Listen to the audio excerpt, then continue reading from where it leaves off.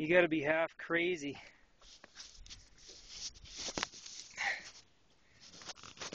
You gotta be half crazy to be a mushroom picker, by the way.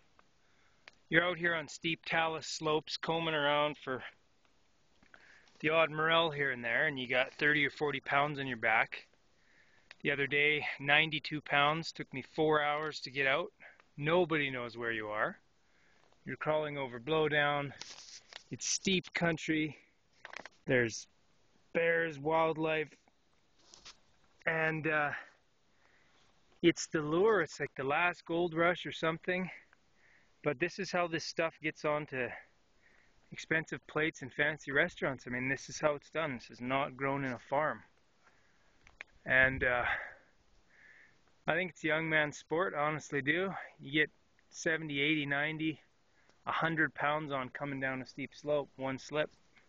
It's game over, your season's done. And that's what I have to say about that. Here's a little blonde. It's actually a fairly decent sized blonde.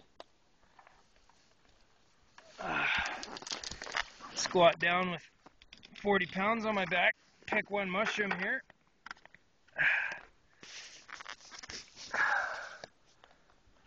There she is. There's your blonde. Now once that's dry and reconstituted, it'll be elasticy enough to stuff. And you'll stuff that with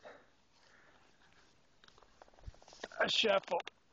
Squeeze a crab or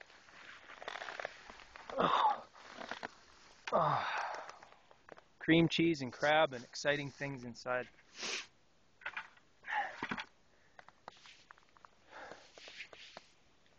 It's first sunny day in a few days. Been pissing down rain steady and the ground's real slippery. You know, just if I could convey yet again how miraculous and amazing I am to be doing this, because it's so dangerous and wildmanish, which, in case I wasn't driving that home good enough, I hope it's clear now. Hope it's clear the work and the danger that goes into getting this on your table excites you and enthuses you.